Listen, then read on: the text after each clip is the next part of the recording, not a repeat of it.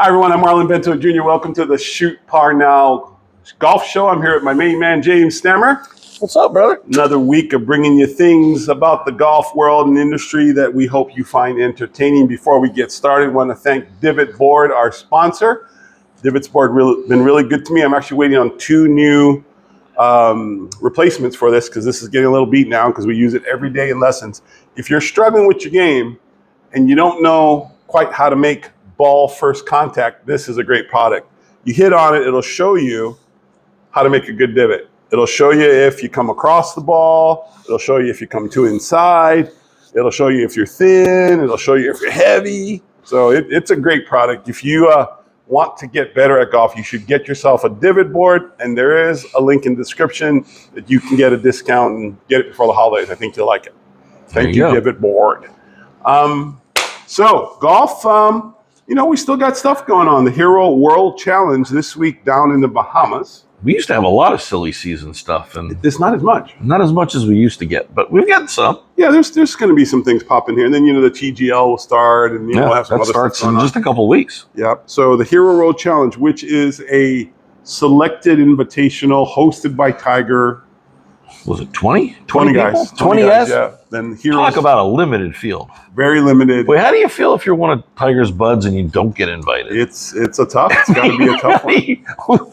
I don't Tiger, what do I got to do to get out of the into the top 20? What's the criteria? But it's a loaded field. Yeah. It's like all the great players from and it's kind of based on who played well this year, not just name, right? Mm-hmm. Like you have to have a good year. Yep. And so Hideki Matsuyama, who won, finishing 22 under par, he was actually in a playoff with Alex Noren, and I guess made birdie on the last hole. In the playoff, he made birdie to win. Nice. It's his second win, though. He's won this twice. But, oh, wow. But that's a name that we haven't really talked about much this year. Who's that, Matsuyama? Yeah.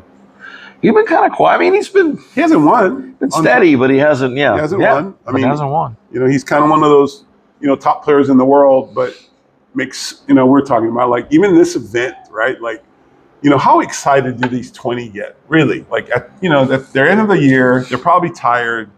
They got so much money. Fleetwood he won, 20, 30 mil, whatever, some crazy numbers, right? Yeah. The motivation to play in silly season. How much motivation does it take when you just put 20 million in the bank this year? Well, I think that's a problem with silly season because before silly season is our word for like when the tour ends, between the tour and it starting, right? And before, when the money wasn't as lucrative as it is today, the good players wanted to play because it was easy paychecks. It was nice, easy cash. Easy cash. You show up, you get paid, and people watch. I'll just take this bag of money right here, right? That's okay. It's a lot. Yeah. And now I think it's hard to get them to show up, even to get them to this. I think it used to be bigger. Yeah, it seems like it was. Yeah, I thought it was like 40 or like a bigger field, but in 20, and there were some great players there. Sepp Straka was there. He was right there. Like you said, Scotty Scheffler had a great opening. God, he was like 1,200 at one point on Saturday for the day. For the day. And hit a couple of loose shots on 16 and 17. The next thing you know, he had like 3 bogeys coming in, and it's like, he's human. Well, you said you thought that when he missed that first one miss, it's like just derailed him. Yeah. He just looked like he kind of went downhill from that. And he could have just lost his timing, or again, it's not like something gets in your head. It's like, wait a minute, what did I do there that caused that? And some of the guys that still were hanging around played good, was like JJ Spawn. We've talked about him all year. Cameron Young, another guy with a great season, had a great year. Yeah. Akshay Bhatia, he's like a big up and comer. But Wyndham Clark needs the money so he can pay Oakmont for their for their fine, for their locker room incident. You're never gonna let that one go. That'll be talked about for a while. But that was kind of a dumb thing anyway on his part, wasn't it? Like, what is that job? It makes you like think in your head, like. Some of the themes from that tournament was like you think of like pro golfers of hitting these monstrous balls, which they do. They hit the ball far and everything, but the wedge game at that course was so critical, like how they had to move their wedges around. And the ones that obviously won, they hit a lot of good close shots. So anyway, it's kind of fun to watch. Something nice and pretty cool trophy too. Yes, it is a very one of the better looking trophies in golf. Yeah. Yep. It's got the tiger with the globe and the whole Hero. The Hero's an automobile company, if I'm not mistaken, right? Correct. Yeah. We don't see that over here, do we? No, we don't get those. Yeah. So it's like, is it just European and Middle Eastern and kind of, I think it's a Far East Asian kind of a deal, and yeah, I don't know much about them, but they've been doing that tournament for a long time. Now the PGA Tour will shift focus to the Q-School, and I think it's fascinating how the Q-School now is going to be this 5-person. That's it. It's only 5 spots. I don't know. It's nuts. You got to go through a lot to get to the final all 5. Those stages to get to this pressure cooker, and only 5. And only 5 of you go in. So there's no safety net. There's no now 5 to get status, right? But there'll be layers to that, right? Because the guys will move down pecking orders. Like they might not get the first 5, but if they're in the top 10 or 25, whatever, that determines status and how they get into events. So it'll be interesting, and it's going to be played here in Florida, right? And it's a lot of good players, man. Strong. You're gonna need strong iron play. You gotta be on your game to make it to that level. So and more so on your mental game. Oh, I mean, you just think about it. I mean, you make, when you've got a field that large and you have only 5 spots, and you make a couple of bogeys in a row, that you can start to panic pretty quick. Now, but within that, though, there's going to be a lot of players that are going to get full-time status on Korn Ferry, which is kind of what the point of the Q-School is now. Yes. So, yes, there should be some spots for the tour, but they want you to earn your way to the tour on the Korn Ferry. They want you to go, do what you got to do and win there. Yeah, play through the minor leagues, get your game a little better. I don't know if that's. I guess it's minor compared to the big tour, but God, they still play for a lot of money, though. Oh yeah. So that's the whole point. The tour has shifted, and it's going to be interesting to see how that all comes out. But that's something I want to watch a little bit of because there's going to be some great stories. There's always a good story coming out of there. This thing that dark horse, like who's going to be the dark horse? Is anybody in that field that we might not have ever heard of? Yeah. Right. That comes suddenly. Well, it just gets catches hot. Fire. Yeah. Yeah, and makes the tour. So, and again, is it going to be a guy that's going to be the flag chaser and try to tear the course apart? Probably not. It's going to be the guy that hits it and play a lot, hits it close a lot, and just makes more putts. And gets a hot putter, yeah. Yeah, you got to be steady in these. It's not because they're all good. They can all fire. They all can shoot low numbers, right? Yep. But who can do it under pressure? It's really interesting to watch. So I'm going to try to watch a little bit of that if I can figure that out. Okay, another topic we've been playing around with the show, which I think is kind of catching a little bit, but we're talking about YouTube and how YouTube is changing golf. It's really helped promote golf to a lot of people that normally may not watch golf. So this week, instead of trying to figure out the top 10 from last week of videos, I'm looking at who are some top creators that are rising. Okay, they're on the rise. Coming, yeah. So some of the names, green arrows going. Some of the names we already recognize, like Luke Kwan and Grant Horvath, Brian Cooper, who's been out there. Cooper has been out there a long time. I think he's the guy that does the pause. At the top, he pauses. Taco Golf, which I don't follow. Taco golf? Yeah, I don't know what that is. Is that like eating and? No, well, it's got to be some fun. A lot of these guys have these I call them silly channels where it's kind of, like bar room, locker room, just kind of like your golf cart conversations with but George. It is. That was a little silly, a little fun, bit fun, a little lighthearted and fun. Yeah. Yeah, that's my version of silly and fun. Some of this stuff is like over the top. like I think it's a little nuts in my opinion, but people do tune in. So, and they've got one called OK Coach, which I've never heard of. Country Club Adjacent. So it's about golf culture. Have you heard of these guys? I've heard of Country Club Adjacent. Yeah, I haven't seen that one. Peter Tubes. Peter Tubesdale. Okay. I got to look at these guys. You got Hio Suk Golf. Must be like a Korean. Sounds like it, yeah. And Golf with Amy keeps popping up. Amy Cho must be doing really well. Yeah. Because she keeps popping up in all these lists. So I got to go follow her. And then Micah Morris, who kind of jumped in. And it's interesting because he was kind of going this way, I thought. And they said that he's been doing a lot of shot-making challenges. Okay. So he's a long hitter. He's one of those guys that started with the good and kind of went off. But I think Grant's kind of went way past him. But it's just interesting to see all people in there. Yeah. And there's so much to learn on YouTube. I mean, so much content. It's crazy. And but you can also, YouTube can also mess you up. Yeah. Because I have a lot of students that come in and they'll be studying somebody and they'll be working on some stuff and it doesn't match their body or their game. And I try to explain to them, be careful with YouTube. And again, no offense to a lot of the creators, right? But a lot of them that are putting content out, especially instructional content, but if you really look them up, they don't even have a business. Like they're not attached to a course. They don't have an academy. They're I'm going to say good players, good swings. Yeah. But you look at their record. I mean, they're not even playing and their resume, and it's like, they're good. They're good creators, and so a lot of the stuff they're putting up there isn't wrong. It's just not made for each person individually, because you can't coach a tour player swing to someone who's doesn't have a tour player body. Yeah, you know what I mean. It's not fair to the body. You know, so a lot of guys are trying to.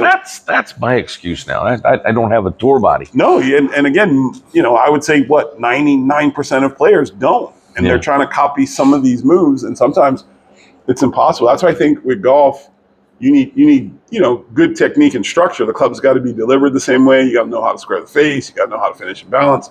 There's footwork. There's body turn. There's all kinds of stuff, but you don't have to look like Rory's swing to be good. Like everybody thinks like, I'm going to get that swing exactly right. I'm going to turn to him. It doesn't work like that. There's so many different swings out there. There are so many swings, and they're all interesting. But anyway, so if you're stuck on YouTube and you can't get better because you lost, come to Shoot Parnell. Go to my channel, shootparnell.com. Look for the membership program. There's great things on there that help you with your game. It can really, really help you. So check out Shoot Parnell. So as far as Shoot Parnell goes, name of the show, we have a lot of things going on at our academy this month. Mm-hmm. And some of them perfect for it. Yeah, weather's really good, and there's a lot of things that we're going to be doing. And we're going to be having all these classes and clinics, and it's kind of a weird time in December because people are more concerned getting gifts and spending money on others, so they don't tend to like sign up for things as much. But we have some, if you go to Shoot Parnell, and you can go to my teaching site, Arlen Bento Junior Golf Lessons.com. I have all my programs up there. And if you're a member, which you pay your $60, I have special discounts. You get a bonus lesson that you can give. So there's all kinds of cool stuff running there. Go check that out. So that's my Academy gift certificate special going on. Yeah. So, and if you're interested, you can always send me a DM if you want to see where that is too. But and just for those of you that are local, the busy season is January through January 15th or so to like April 15th. So now's a good time to get in to see me, because once season hits, I get deep here. So it crowds up. It crowds up a lot. So now's a good chance to come in and get your swing. And you know what we're doing this year, which I thought was interesting. I never did think about it, but we're offering it. So you can come in now. It doesn't matter what you want to work on, but a lot of people, they don't know how to set their drivers. Like all the setting. Oh yeah, there's. They bought it and they're not even set to help them with their swing, right? Yeah, I looked at mine. I needed like Einstein to come help me put it. Yeah. Figure out how many things it did. Right. So you can where to get it. So come in and get your swing analyzed. We'll give you a lesson, of course. And maybe your problem's not your driver and not your swing. It's the way you got your driver set up. It could be. And the other thing is, I can't tell you how many people coach have never checked the gapping on their irons. Mm-hmm. So irons are supposed to be like between 3 and 4 degrees apart, and you're supposed to know when you hit your iron well, like how far you carry the ball. No clue. No idea. None at all. Zero. So they come inside, and they might give you like an 8 or 7, but they don't really know. And other thing that people think too is that all the clubs are 10 yards apart. That's not true. No. It depends on how fast you swing. Yeah. So if you swing slower, your clubs will not. Your gap's going to be a little small, less. Yeah, there's going to be less between them. But I can put your club in my iron press, and I can make clubs stronger and make them weaker to give you gaps. To give you that 8 to 10 yard gap instead of sometimes, 6 or 7. Sometimes it's like 3 and 4. Oh wow! And especially you start to see it as they get to 6 iron, 5 iron. That's why those hybrids make a lot of sense for people, because they just can't get the ball up enough, right? But you need to know how far your clubs go. Yeah. To play better golf, right? Yeah. And they don't. So yeah, you can book a session with me, or we're gonna have some people working this year too. So session with me to just make sure your driver's right, to check all your irons, see how far your wedges go. Like I had a guy come in and he kept hitting his wedges on the toe really bad, right? And I'm like, I looked at him and his clubs were short. They were too short for him, and they were flat.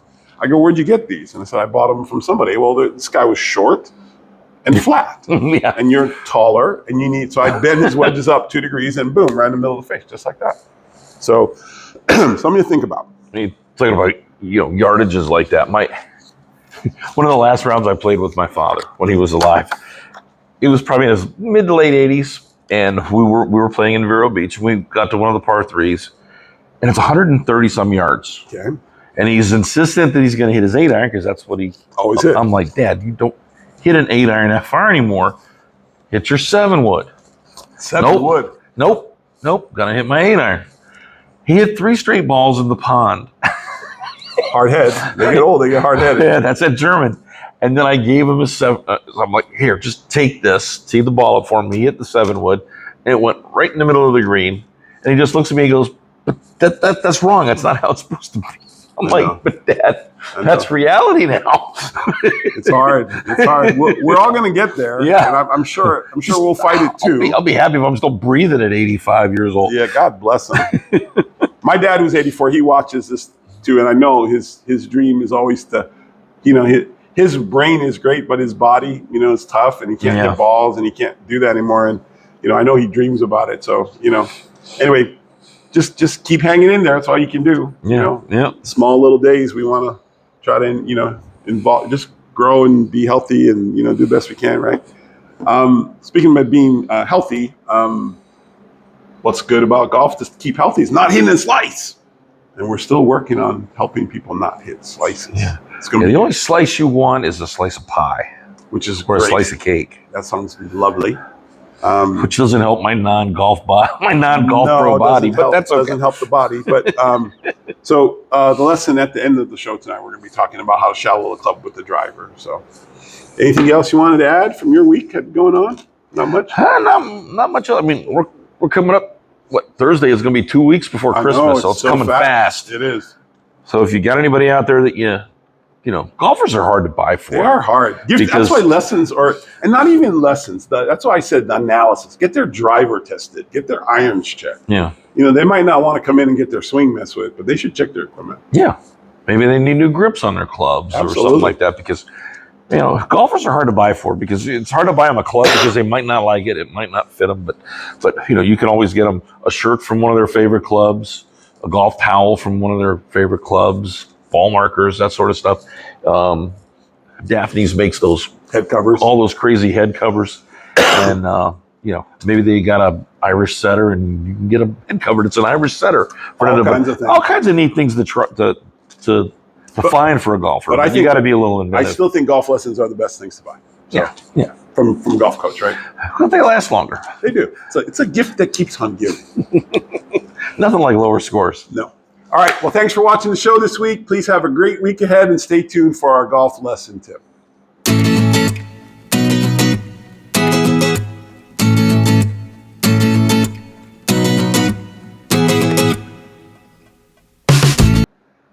Hey everyone, I'm Arlen Bento Jr. Welcome to our lesson tip segment. We're here with James Stammer, going to help him with his swing. Hopefully you guys pick up some tips here. What I want to talk about today, we are kind of sticking to this idea that slicing is the number one thing that people struggle with, right?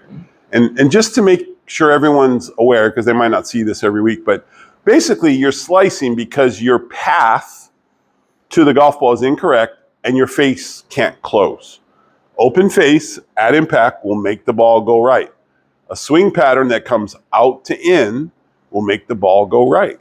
And players that play out to in, that come over the top, that learn to square it, they might catch a ball here and there, where it flies straight, but there's no way you're going to do it over time consistently because a slice swing will always get worse and worse and worse. It'll always, the golf swing itself always tends to get a little worse. You could be too inside just as much and hit a hook, you know what I mean? But if you're slicing, this lesson tip's for you. So let's just set up to the tee on the ground like it's a ball. And the thing that I want to make sure people understand is go to the top of your swing. And it's so important that to start your downswing, that your hands fall this way. See that motion? You don't want your hands to go up and come forward. That's going to put the club in a really bad place. You want it to fall this way. Now, to get that to happen, we call that shallowing the golf club. And there's a couple of things going on which help people to shallow. One, go to top again. Jimmy's lower body should initiate his downswing. His weight should have already shifted by now. And the club, as the lower body kind of moves and rotates, the club falls. And then right here, which feels very clumsy, he's got to whip that head around and get the face square. Now, a lot of people struggle when they shallow the club correctly because they don't know how to square the face. Now, I'm going to show you a little tip. I call this knuckles down, right? So when James gets to the top and he starts to shallow, when the club gets to this position, if it looks like that, he's probably going to hit it right. Now, watch what I do with his knuckles. See what I did? Helped him feel? When his knuckles turn down a little bit, it's going to square the club. Now, that might be a little too much, but there's a position here. This is going to stay wide open right. Can you see that, guys? And this is knuckles down. So if he just gets his knuckles to turn, by the time he gets to the tee or the ball area, the club is square. So what I'm getting at is you can't just do the shallow. Like if people are watching this and they just think, oh, I just have to put the club there, that's not true. Because they're so not used to doing that with their knuckles or closing the club the correct way. They're always trying to do it primarily, what I see, a lot of people that come over the top, they'll try to do it hard with their right hand because they're going this way, and then they try to fix it at the bottom with their right hand. They stand straight up, and they might catch one, but it's nowhere near like the power that they could have if they learn to let the club drop behind them and kind of come around quick. If you do look at the stuff I put on Instagram, and if you are part of my community and join the membership stuff, we talk a lot about this concept I call slingshot, and understanding how we're trying to figure out how to swing the club correctly to allow it to hit the ball versus trying so hard to hit the ball and doing it incorrectly. Because I feel like it's just not intuitive. Like most players who learn to, I was talking, you ever go to like Top Golf, or you take someone who's never hit a golf ball? Yeah. And you take them someplace and you know, it's like this chopping motion, right? It's just instinctive. Yeah. They just pick the club up and it's almost like club hits the ground. Yeah. Clubs break, you know, everything goes to heck.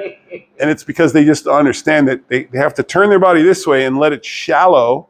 There's a plane that the club should swing on. It has to shallow and come around at the bottom. When, you know, it's funny, like we've been doing these shows and the lessons for a while, right? Yeah. But I kind of, you know, I've watched some of our videos back, and you can see even in our videos, you're much better at shallowing the club. Because I do remember from, you know, years ago that, you know, you would swing over the top and always kind of fought that. I don't see that anymore. So I don't know if the lesson tips are rubbing off or you're just paying attention. But anyway, but that's our lesson tip for today. You know, if you're struggling with that slice, you got to get the club to shallow. Knuckles down.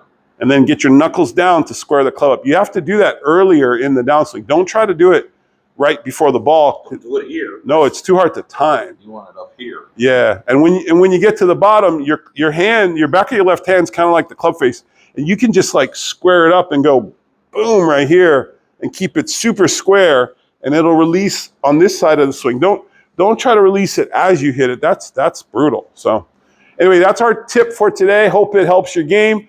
Please like, comment, subscribe. It really helps the channel.